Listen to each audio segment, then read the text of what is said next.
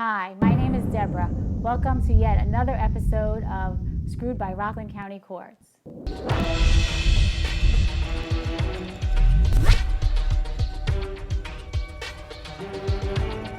Welcome back.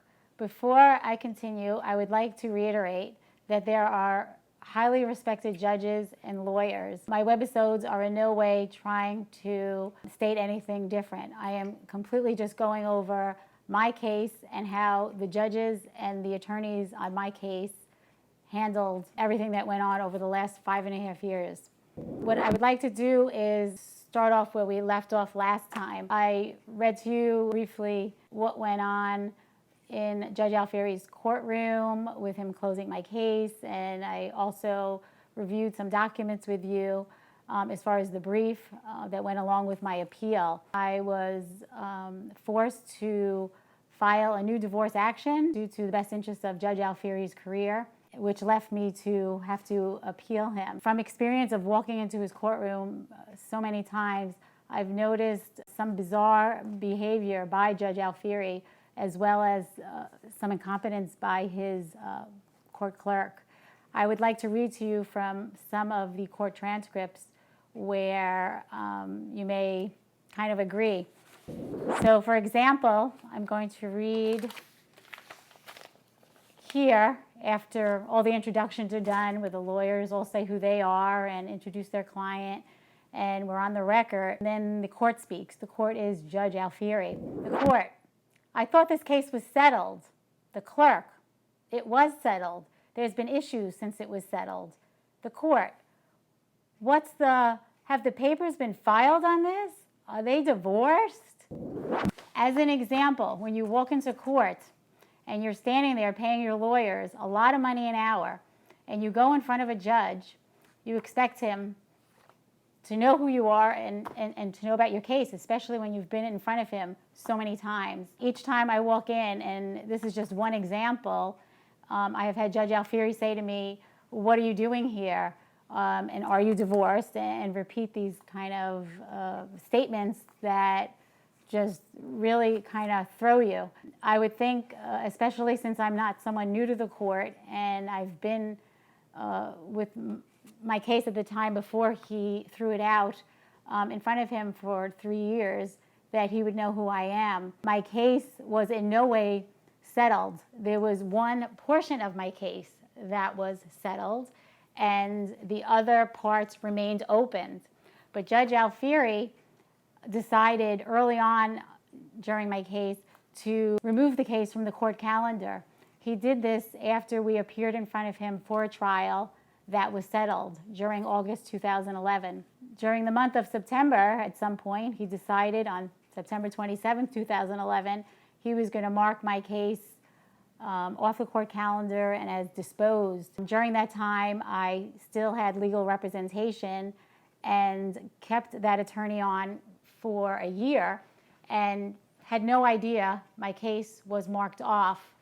And I will later go over the issues that went on with my attorney that will help the viewers and people that are in the courts or not in the court yet understand what it's like to be represented properly and what happens when you're not.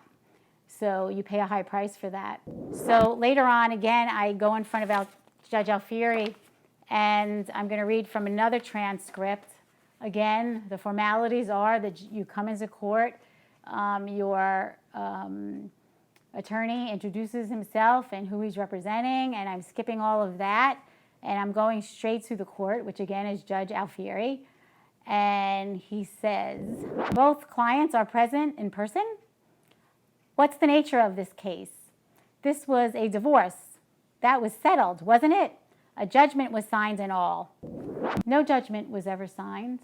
He doesn't even know what he's talking about. Now, again, when you walk into court, you would expect to have a judge that knows what he's doing, that he reads the documents prior to you coming into court. I mean, that is part of his job. He holds a very high, respectable position. And when one comes into court, they expect to come into court to be able to go to a judge and have the matters resolved.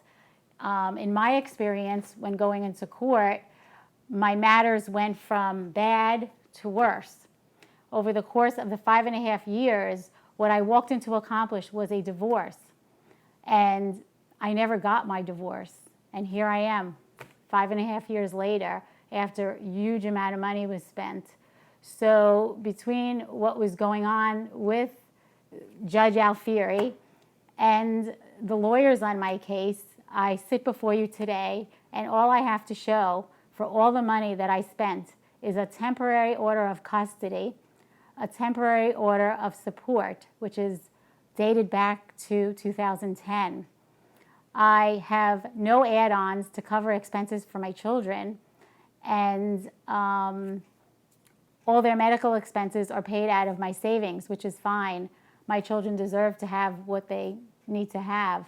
It is unfortunate that my case has been handled in the manner that it has been, and I did my best in even seeking other attorneys, and no matter what attorney I have met with, they all look at my case, they sit back and they say, "Oh my God, what a mess. I feel sorry for you." My own attorney, who is still my attorney on the record, actually expressed to me how dogged I've been and how poorly my original attorney handled my case and put me in the hole that I am in today. My present attorney, again, he's only my attorney of record, because right now everything's just at a standstill, and he decided during the time he was representing me that it was important that I file against my first attorney for handling my case so poorly, and that my money should be returned to me. This attorney helped me file so that I would be allowed arbitration. I pursued this because I felt he's an officer of the court and he would never lie to me and tell me that my attorney did such a poor job and bring me in front of my previous attorney and a panel of attorneys, plus one other person that's not an attorney, to be able to have this arbitration.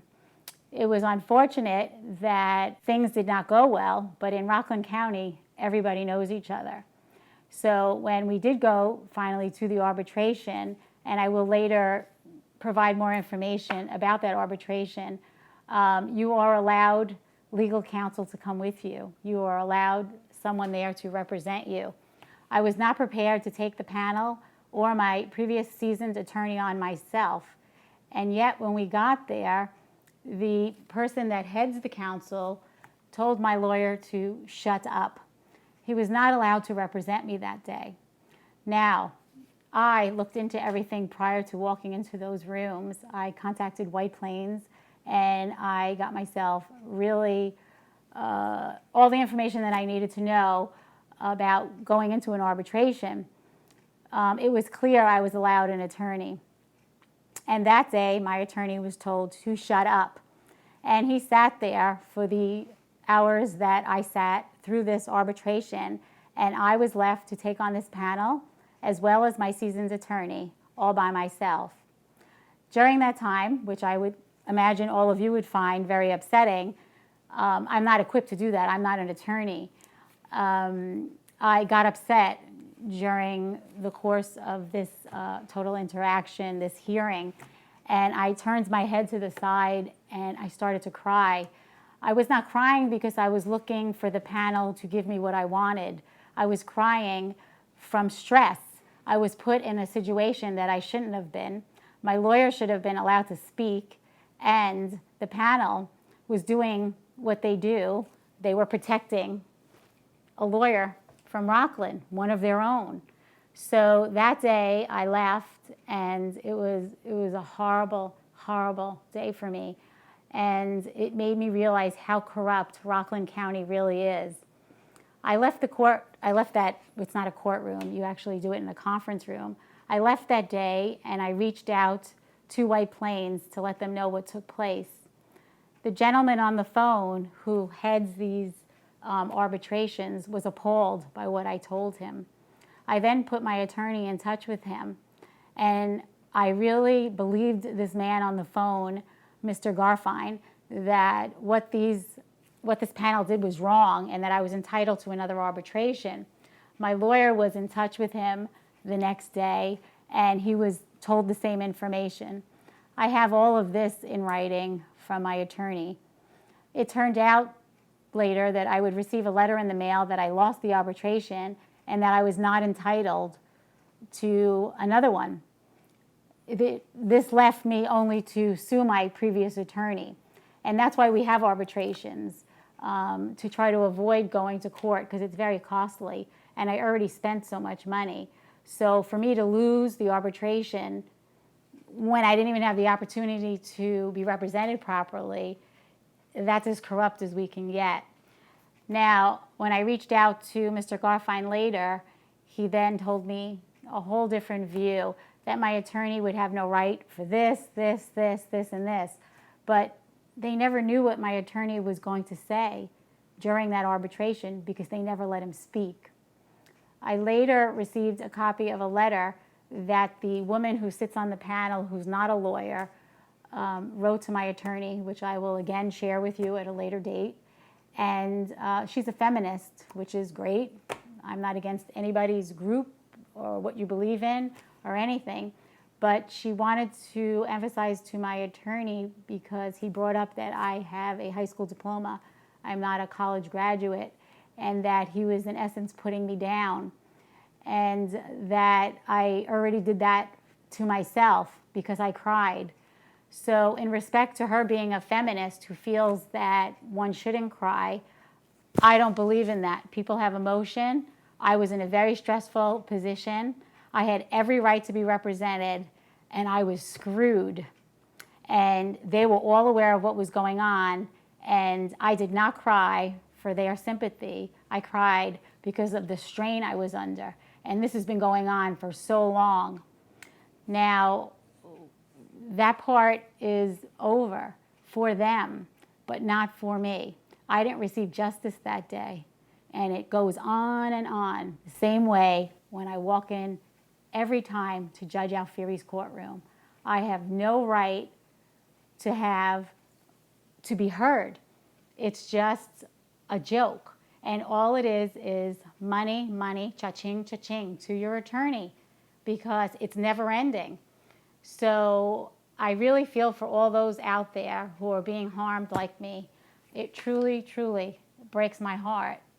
This experience over the last 5.5 years has truly changed me. And I want to believe that somehow it will make me better. It will make me stronger. But I will not go along with what they are doing. It is wrong. And I am making these webisodes not to get even. I am making these webisodes to right what is wrong. And it is wrong what is going on in Rockland County Courts. Remember, there's a lot more of this to come right here on Screwed by Rockland County Courts. Please follow me on Facebook, Screwed by Rockland Courts. Subscribe to my Screwed by Rockland Courts YouTube channel. Twitter at ScrewRockLaw, and on my website, screwedbyrocklandcourts.com. If you would like to email me, I can also be reached at screwedbyrocklandcourts@gmail.com.